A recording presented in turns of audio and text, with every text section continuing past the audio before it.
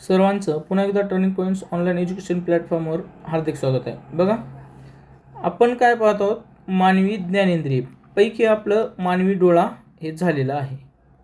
ठीक आहे, या व्हिडिओमध्ये आपण पाहणार आहोत जे तुमच्या समोरच आहे PPTवर, कान. ओके, हे पाहत असताना तुम्हाला प्रत्येक पॉईंटला एक्झाममध्ये प्रश्न आला होता का, त्या लाईनला अंडरलाईन केलं जाईल. तिसरा मुद्दा, हा जो व्हिडिओ असेल तो ANM MPW पुरुष महानगरपालिका इकडे सगळीकडे SI. आता MPWमध्ये आणि ANMमध्ये दोघांनाही मानवी शरीरशास्त्र हे टॉपिक आहे. ॲनाटॉमी म्हणा तुम्ही, इंग्रजीमध्ये ॲनाटॉमी और फिजिओलॉजी. ओके, SIमध्ये वैयक्तिक स्वच्छता हा जो घटक आहे त्यामध्ये ह्याला कन्सिडर करू शकता. SIच्या विद्यार्थ्यांनी लक्षात ठेवायचे, तुम्ही बऱ्याच ठिकाणी परीक्षेला पात्र आहे, त्यामुळं जो टॉपिक करणार आहे तो एकाच दृष्टीनं करायचा नाही आणि परफेक्ट करायचं. ओके, कान हा टॉपिक वैयक्तिक स्वच्छतेमध्ये येणार आहे. MPW ANM ह्या सगळ्या परीक्षेला यापूर्वी प्रश्न आलेले आहेत. तर बघा, साधी सोपी भाषा ही ऐकण्याची इंद्रिय आहे. ओके, हे काय असं चुकण्यासारखा प्रश्न पण नाही, बरोबर. परंतु आता जो खालचा जो मुद्दा आहे तिथं लिहिलेला, शरीराचे तोल सांभाळण्याचे कार्य काय कोण करत असतं, तर कान करत असतं. असं बऱ्याच जणाला वाटत नसेल, परंतु हे अचूक उत्तर आहे. ओके, आणि प्रश्न आले का यावरती, तर विचारलेला आहे. 101% बऱ्याच वेळेस प्रश्न विचारलेला आहे, ह्याच्यात काही डाऊट नाही, त्यामुळे ह्याचं एक पाठ करा. बरं, दुसरी गोष्ट, टर्निंग पॉईंट्स ॲप तुम्ही डाउनलोड केलं नसेल तर तुम्ही करावं. आता त्याच्यामध्ये काय आहे काय नाही, तुम्हाला टेस्ट सोडवा आणि पोस्ट मिळवा या तत्वाला अनुसरून मी काम त्या ठिकाणी करतोय. ओके, आता तिथं काय असेल का नाही ह्याच्यापेक्षा तुम्ही जे काही फी भरणार आहे त्याच्या कितीतरी चांगलं स्पॉट द्यायचा प्रयत्न आमचा असेल. नोट्स या प्रिंट काढता येणार नाहीत, ही लक्षात घ्या. कारण तुम्हाला आरोग्य विभाग तांत्रिक डायरी, स्वच्छता निषेक तांत्रिक डायरी, महानगरपालिका तांत्रिक डायरी, ज्या परीक्षेला तुम्ही फवारणार त्या गोष्टी तुम्हाला अवेलेबल करून दिलेल्या आहेत. कान पाहिलं तुम्ही, सगळ्यात महत्त्वाचं आहे, कान जे काम करतं शरीराचे तोल सांभाळण्याचं काम करत असतं. त्यावर किती वेळेस प्रश्न आलेला आहे, तर प्रत्येक डिपार्टमेंटमध्ये तो प्रश्न आलेला आहे. कान हे एक ऐकण्याचं इंद्रिय आहे आणि 5 ज्ञानेंद्रियापैकी एक इंद्रिय आहे. बरं, कानामुळे हवेच्या दाबातील श्रवणक्षम वारंवारतेतील बदल विद्युत लहरी रूपांतरित करतात. कशामध्ये? विद्युत लहरीत. ओके, तुम्हाला हे PPTवर दिसत असेल जिथं मी राऊंड करतोय ते. त्यानंतर श्रवणविषयक मज्जातंतूद्वारे ऑडिटरी नर्व ज्याला म्हटलं जातं ते मेंदूकडे प्रवास करत असतात. हे पॉईंट आहे, ही प्रोसेस. ओके, त्यानंतर मानवी शरीरातील सर्वात लहान हाड कोणत्या ठिकाणी आहे असा प्रश्न परीक्षेत आलेला आहे, तर ती जी आहे ते कानामध्ये आहे. ओके, कानात जे हाडे आहेत, असलेली हाडे, प्रत्येक कानात 3 हाडे, असे एकूण किती हाडे झाले? एकूण 6 हाडे झाले, बरोबर. कारण आपल्याला 2 कान आहेत. मानवाच्या शरीरात एकूण 206 हाडे असतात, म्हणजे डेव्हलप झाल्यात. लहान बाळामध्ये जास्त असतात, हे बरोबर आहे. कानाचे किती भाग आहेत हे पण तुम्हाला माहीत असलं पाहिजे. कान जे आहे आपलं, कान जे आहे 3 पार्टनं बनलेलं आहे. बाहेरचा जो कान आहे, बाह्य कर्ण, जो तुम्हाला इथं दिसत आहे, आपण हात लावू शकतो त्याला. ओके, त्यानंतर मध्य कर्ण, त्याला मिडल इयर असं म्हटलं जातं. वर इंग्लिशमध्ये कंसात लिहिलेलं आहे, तुम्हाला दिसत असेल. आणि अंतकर्ण किंवा आंतरकर्ण, मधला जो पार्ट आहे, मधला पार्ट, इनर इयर, ह्याला पिन्ना म्हणतात बाहेरच्या ह्याला. ओके, पॉईंट एवढं लक्षात आलं की सर्वात लहान जो हाड आहे तो आपल्या कानामध्ये असतो. सर्वात मोठं हाड ते कमेंट बॉक्समध्ये सांगा तुम्ही. बाह्य कर्णामध्ये कानाची नाळ, कर्णनलिका व कर्णपटल हे अवयव असतात. ओके, लक्षात घ्या, बाह्य कर्ण, कानाची नाळ, कर्णनलिका व कर्णपटल हे अवयव असतात. तुम्हाला रिपीट वाटायची गरज पडू नये, ही एक वारंवार तुम्हाला मी सांगायचा प्रयत्न करतोय. ओके, कर्णनलिका कानाच्या पाळीपासून कर्णपटलापर्यंत सुमारे 2.5 सेंटीमीटर लांबीची कर्णनलिका असते. किती सेंटीमीटरची? 2.5. आरोग्य आपला स्वच्छता निरीक्षक तांत्रिक डायरी असो की आरोग्य विभाग तांत्रिक डायरी असो, त्यामध्ये तुम्हाला विथ इमेज मी तिथं दिलेला आहे सगळ्या गोष्टी. इथं पण तुम्हाला दाखवतोय. इमेज तुम्हाला PPT मार्फत कळत असेल. या कर्णनलिका कर्णमळग्रंथीत असतात. कर्णनलिका या कर्णमळग्रंथीत असतात. त्यातून मेणासारखा मऊ व चिकट स्त्राव येत असतो. त्याला कर्णमळ असे म्हणतात. त्याला काय म्हणतात? कर्णमळ असे म्हणतात. बरं, आता तुम्हाला ओघवतं एक सांगून देतो थोडंसं. बाह्य कर्ण झालं. कानाचे 3 म्हणजे 2 कानं असतात. प्रत्येक कानामध्ये किती हाडं असतात? 3 असतात, बरोबर. म्हणजे एकूण हाडे किती झाले? 6. दोन्ही मिळून 6 झाले. परंतु या प्रत्येक कानात 3 हाडं असतात. तर त्याच्यामध्ये जे 3 हाडं आहेत त्याचे नावं मॅलियस, इनकस आणि स्टेप्स. आता हे एवढं दाखवायचं काय माहिती आहे का? त्याचं कारण म्हणजे जे स्टेप्स आहे, 3 नावं सांगितलं, ठीक आहे. आपल्याला स्टेप्सबद्दलच माहिती सांगायची आहे. टेप्स हे जे आहे ना, शरीरातील सर्वात लहान हाड आहे.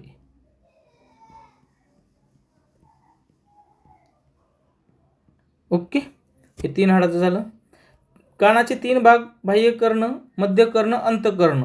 Slow but steady win the race या तत्वाला अनुसरून साध्या आणि सोप्या भाषेत परीक्षेच्या दृष्टीने समजेल या पद्धतीने मी सांगायचा प्रयत्न करणार आहे. आता कर्णपटल जे आहे, बाह्य कर्ण बघितलं तुम्ही, बाह्य कर्ण नलिका बघितलं. आता कर्णपटल बघूया. कर्णपटल हा अत्यंत पातळ व संवेदनशील असा पडदा आहे. त्यामुळे बाह्य व मध्य कर्ण विभागला जातो. त्यानंतर आता दुसरा जो पार्ट आहे कानाचा तो म्हणजे मध्य कर्ण. अतिशय रुंद असा कानाचा मधला भाग घसा व मध्य कर्ण यांना जोडणाऱ्या युस्टेशियन नलिकेतून मध्य कर्णामध्ये हवा येते व ती पोकळी हवेने भरते. ही नळी बंद झाल्यास कानात ठोके बसल्यासारखे वाटते. समजलं? मध्य कर्ण अतिशय रुंद असा कानाचा मधला भाग असतो.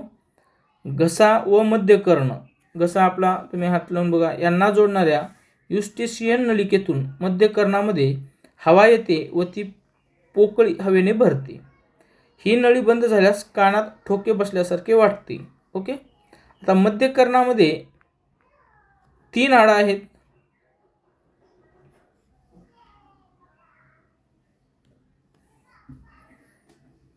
तीन लहान हाडं आहेत मध्य कर्णामध्ये. ते बघा, मराठीमध्ये सांगतो. ऐरण, हातोडा, घन, रिकीब. ओके, ज्याला इंग्रजीमध्ये स्टेप्स असं आपण म्हटलेलं आहे. शरीरातील सर्वात लहान हाड स्टेप्स. ओके, आता हे लक्षात ठेवा. ए हरी असं लक्षात ठेवलेलं आहे मी. म्हणजे हरी नाव घेतो, ए हरी असं लक्षात ठेवलेलं आहे मी. तुम्हाला तुमच्या पद्धतीने लक्षात ठेवायचा प्रयत्न करा. शेवटी आपल्याला स्कोअर आणायचे आहे. तो कसा आणायचा ते देखील आप स्वतःचे ट्रिक्स पाहिजे. ओके,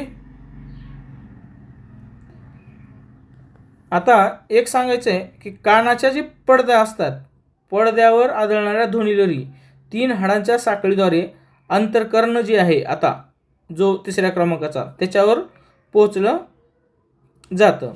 मध्यकर्णाच्या आतील बाजूस असते, साहजिकच आहे. अंतकर्णाचे 3 भाग: शंक्वाकृती भाग व कर्णिवर्त, मध्यभाग वेस्टिब्यूल, अर्धवर्तुळकृती नलिका, सेमी सर्क्युलर कॅनल असं याला हे म्हटलं जातं. हे 3 भाग झाले. आता शंक्वाकृती भाग असं नाव, शंख. ओके, गोगलगाय असते, गोगलगायच्या अंगावर असते शंख. इथून आपलं जनरली बघतो ते गोगलगायच्या शंखाप्रमाणे चक्राकार पोकळी असते म्हणून याला नाव दिलेलं आहे. अर्धवर्तुळाकार जे आहे कृती नलिका जी आहे, हे ना मुख्य कार्य ह्याचं जे आहे, तुम्हाला मी म्हणलं की कान हे मानवी शरीराचं तोल सांभाळायचं काम करतं. परंतु आता या ठिकाणी हा जो पॉईंट आहे, शरीराचे तोल सांभाळणे, हे मुख्य कार्य जे आहे त्या सेमी सर्क्युलर कॅनलचं आहे. Okay, clear? डाऊट होत असेल क्लिअर? काही मुद्दे जे आहेत महत्त्वपूर्ण आहेत ते तुम्हाला या ठिकाणी लक्षात ठेवणं आवश्यक आहे. गोगलगाईच्या शंखाप्रमाणे चक्राकार पोकळी असते हे आत्ता सांगितलं, त्याच्यामुळे पीपीटीवर घेतले. अर्धवर्तुळ कृती नलिका, ह्याचं परत सांगतो एकदा. यात 3 नलिका असतात. किती असतात? 3. व त्या एकमेकांना अशा रीतीने जोडलेल्या असतात की प्रत्येक नलिका दुसऱ्या 2 नलिकाशी काटकोन करते. काटकोन म्हणजे 90 अंशाचा कोन असणे. तुम्ही भलेही कसेही करा, परंतु तिथे 90 अंशाचा कोन झाला पाहिजे. काटकोन करते. आणि याचं एक स्पेसिफिक वैशिष्ट्य म्हणजे शरीर कोणत्याही स्थितीत असले तरी त्या तिन्हीपैकी एक नलिका वरी बाजूस असतेच असते. हे एक तिचं वैशिष्ट्य आहे. शरीराचं तोल सांभाळण्याचं जे आता मी सांगितलं मुख्य कार्य हेच आहे. आणि सगळ्यात महत्त्वाचं जे आहे, ध्वनिविषयक जी मज्जातंतूंचा जो भाग आहे तो अंतःकरणाला मेंदूशी जोडतो, ह्यालाच मेंदूशी जोडतो, हे एक लक्षात ठेवा. पुढे आहे श्रवण क्रिया गोळा करणे आणि वहन.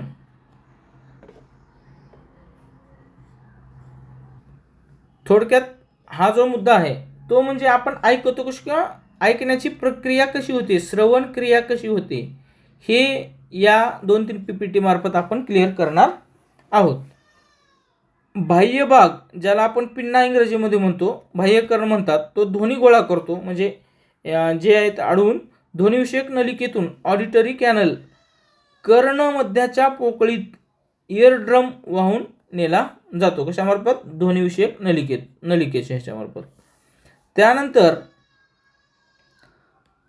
कर्ण जो आहे, कर्ण मध्याच्या पोकळीत पातळ पडदा असतो, त्याच्यापाशी ध्वनी पोहोचल्यामुळे तो कंप पावतो. ओके, कंप पावतो.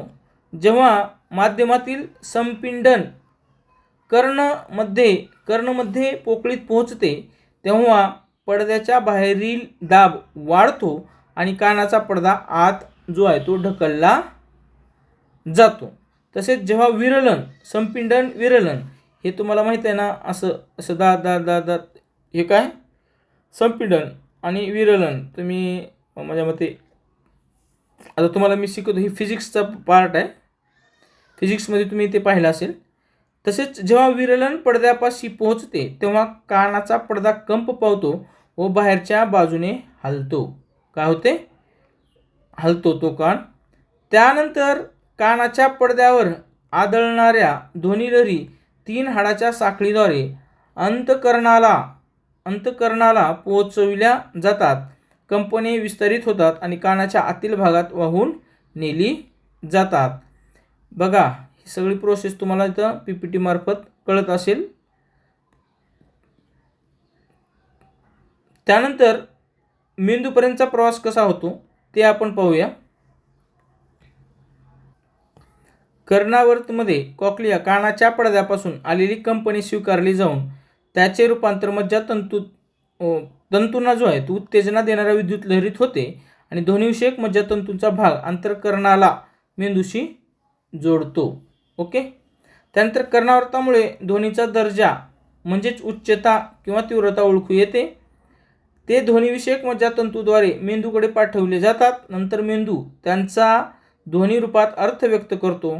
पडद्याच्या कंपनांचा आवाज मेंदूला ऐकलेल्या ध्वनीच्या उच्चतेचे मापन करते. पडद्याच्या कंपनांचा आवाज मेंदूला ऐकलेल्या ध्वनीच्या उच्चतेचे मापन करतो. ओके, म्हणजे किती डेसिबल आहे किंवा जास्त ऐकल्यामुळे आपल्याला काय त्रास होतो हे तुम्हाला माहीत आहे. आता सगळ्यात जास्त जो टॉपिक आहे तो म्हणजे ऐकण्याची पातळी, यावर प्रश्न आलेला आहे. आणि हा जो टॉपिक आहे तो काही वेळेस ना बऱ्याच वेळेस विद्यार्थ्यांचं चुकलेलं आहे. आता मी काही पॉईंट सांगतो. पीपीटीचा प्रेझेंटेशनचा भाग वेगळा. ओके, हे कसं वाटतंय तुम्ही कमेंट बॉक्समध्ये सांगून द्या. आणि हे जे आहे व्हिज्युअल, हे व्हिज्युअल मार्फत तुम्हाला समजलं पाहिजे की कोणत्या कॅटेगरीमध्ये कोणता प्राणी येतो. आणि हा ध्वनीशी निगडीत आहे का, तर 100% ध्वनीशीच निगडीत आहे. श्राव्य ध्वनी, अश्राव्य ध्वनी आणि श्राव्यातीत ध्वनी, इन्फ्रासाऊंड, ऑडिबल साऊंड, अल्ट्रासाऊंड, हे तिन्ही जे आहेत ह्या ध्वनीच्या पार्टमध्ये किंवा वैयक्तिक स्वच्छतेमधील कान जो आहे त्याच्यामधला सगळ्यात मोठा रोल जो आहे तो याचा आहे. आणि यावर आपण पुढच्या व्हिडिओमध्ये सविस्तर पाहणार आहोत, कारण याला खूप वेळ लागणार आहे. जवळपास 15 ते 20 मिनिटाच्या पुढेच यावर फोकस करणं अपेक्षा आहे. एक इंट्रोडक्टिव्ह पार्ट म्हणून तुम्हाला याच व्हिडिओमध्ये ते दाखवलेलं आहे. बघा, टर्निंग पॉईंट्स ॲप डाउनलोड करावा असं मी तुम्हाला वारंवार सूचना करतोय, कारण तुम्ही दुसरीकडेही पेमेंट करणार आहे किंवा कोर्स जॉईन करणार आहे, तर इथले टेस्ट तुम्ही अवश्य जॉईन करा. बघा, जे असेल ते असेल, शेवटी तुमची इच्छा. व्हिडिओ आला तर नक्की शेअर करा, सबस्क्राईब करायला विसरू नका. Thanks for watching this video.